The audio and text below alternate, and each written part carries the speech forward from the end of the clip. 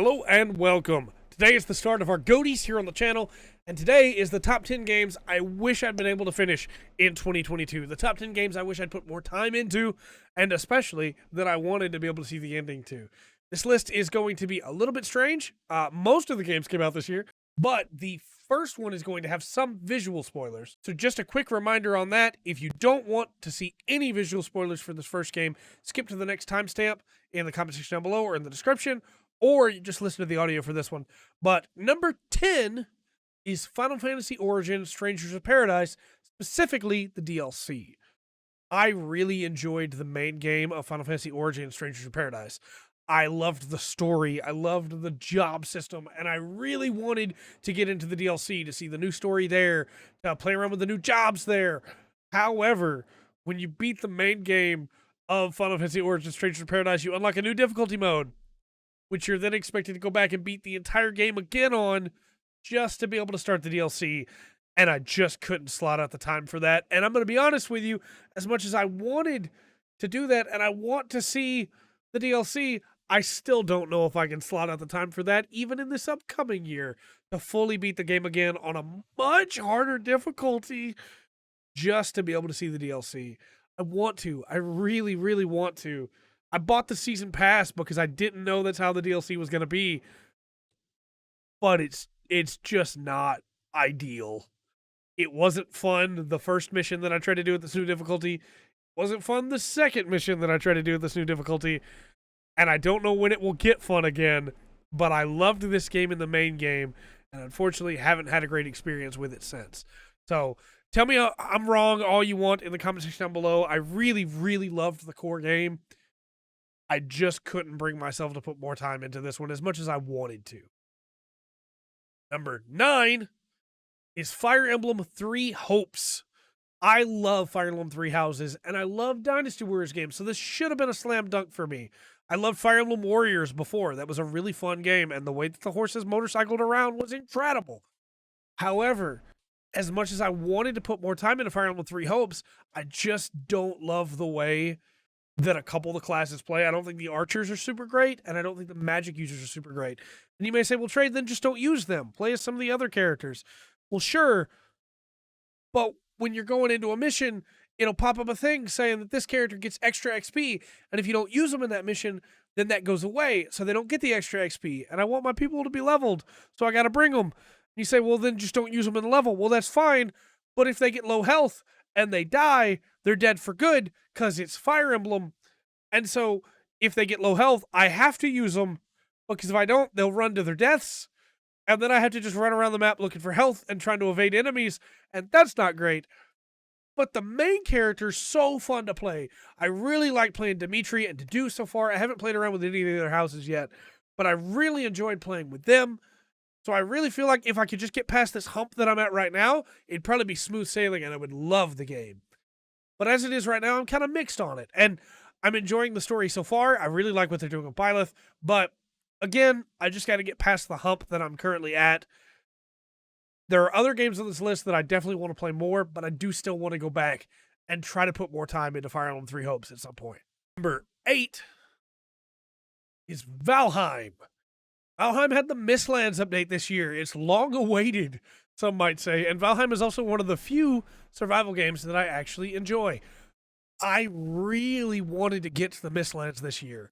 I had to make a new world, and in the process of making that new world, I was stoked to get to the Mistlands, but I just never got there. There was a lot of other work that needed to be done first. You had to build your way up, and you might say, well, it's not super fun that you got to build your way up because I just want to go straight to that new content. But if you try to go straight to the Mistlands, you're going to get wrecked. So you have to build your way up. And I've cleared the swamp. Next up, the mountain is my goal. But unfortunately, I just didn't have the time to put into it this year to be able to get to the Mistlands. I still want to cover the Mistlands here on this channel, and I want to talk about them, hopefully sometime in this upcoming year. But I just wasn't able to get there this year. So if you want to hear more about my thoughts on the Mistlands and on the journey that my Viking warrior has to take, then, hopefully we'll be able to see that again soon. I did start up another world here just so there wouldn't be any visual spoilers for anybody. So you may see me punching boars. But I really enjoy Valheim. and I'm looking forward to the Mistlands. I really want to see how they incorporated magic, and I want to start working on that. But we got to get there first. Got to get there. Number 7 is Crisis Core Final Fantasy VII Reunion, or Crisis Core Reunion. I love the original Crisis Core, and this is just that, but up-resed, which is a dream come true. It looks really good. It's not perfect, but it still looks really good. Unfortunately, the thing that kept stopping me from putting more time into it and instead putting time into other games is that every time I went to boot it, I would remember Zach doesn't sound right. And this new voice actor's not doing a bad job. He's doing his best, right? But it just doesn't sound right. And I know there's already a mod to change it back to the original Zach voice. I'm probably just going to wind up changing it to Japanese. And I really want to give this new voice actor a try, but it just doesn't sound right in my head, you know? I miss the way that Zach sounds in my head. Despite all that, I do still really want to go back and finish Crisis Core Reunion. I want to put some more time into it for sure, because it's a game that I really enjoyed. And I'm really hoping for the new stuff to be even cooler, because I know they added some stuff. Number 6 is Warhammer 40k Chaos Gate Demon Hunters. I really love XCOM, as you can probably tell on this channel. And I really love 40k, as you can probably tell on this channel. So bringing the two together is really cool. And the fact that you don't have to worry about accuracy, that you can just focus on being big, stompy Grey Knights. The Grey Knights are probably my least favorite chapter out of all the Space Marines, but at the same time, they're still Space Marines, and they can do some cool stuff in this game. This game is making me like Grey Knights.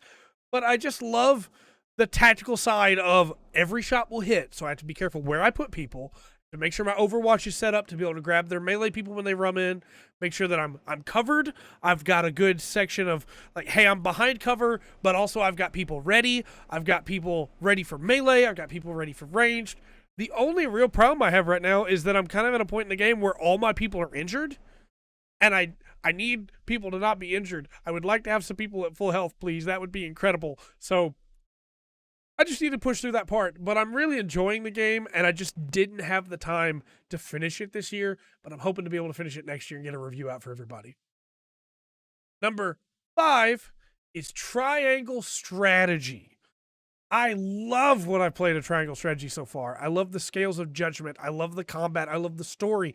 Everything around Serenoa and his family and everything happening with Wolf's Fort. Everything going on with all of these kingdoms and all this politics. It's all really, really cool. The music's great. The visuals are great.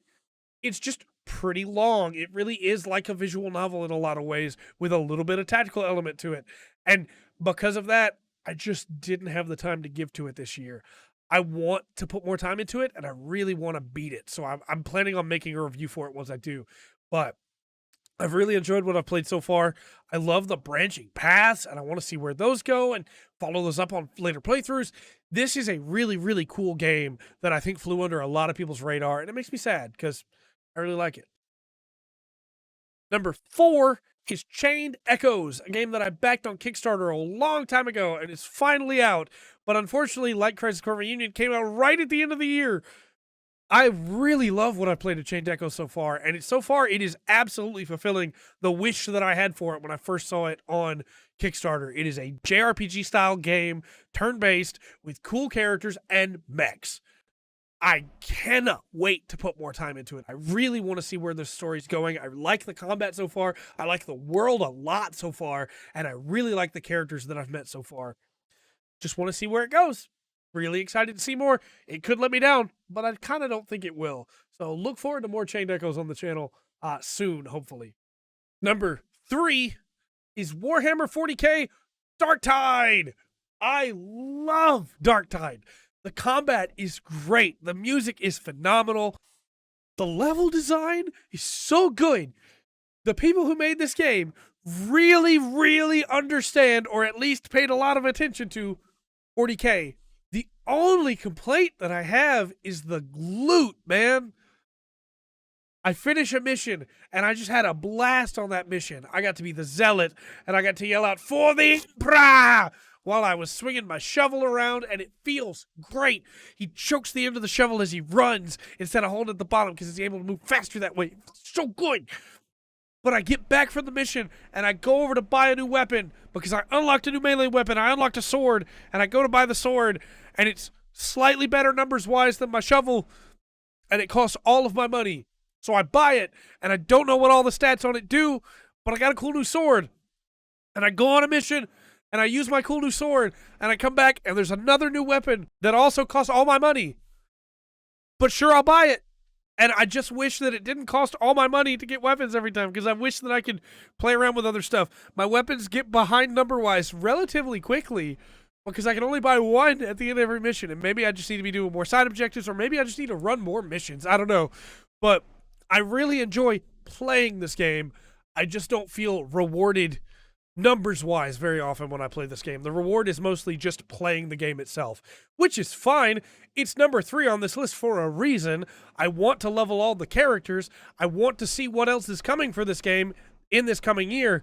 I just wish that the loot rewards felt a little bit better. Number 2 is Digimon Survive. Much like Triangle Strategy, it is a visual novel with a little bit of tactical elements in there.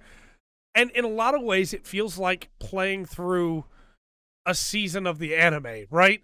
I want to see where these stories go and where these characters go. And it's probably the one I got closest to beating by the end of the year, but I just wasn't able to manage it, unfortunately. I like these characters a lot. And I've been told already that New Game Plus adds a bunch of new stuff in, and it's like playing a new game. So I'm really excited to get to that. Please look forward to a review on Digimon Survive when I do finally finish it. But I love playing this game. I love slowly unraveling the story, interacting with these characters, building up my affinity.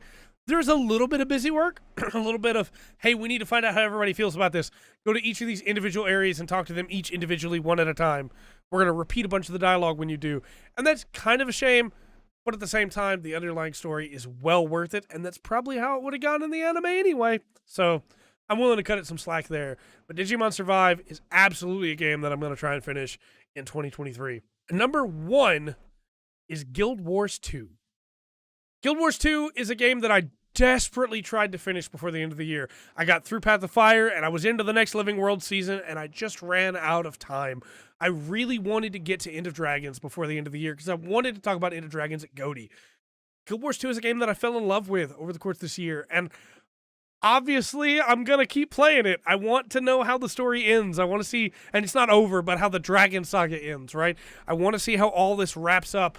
I want to see if these certain characters are okay. I want to work them through the story and work them through their issues. I want to be able to see how it all wraps up that way. And I want to keep playing this game. I want to keep getting hero points for all my other characters and get all the specs unlocked for them. I want to keep upgrading my gear. I want to make some legendaries. You know, I have so much more I want to do in Guild Wars 2. So please, please don't think we're done with Guild Wars 2.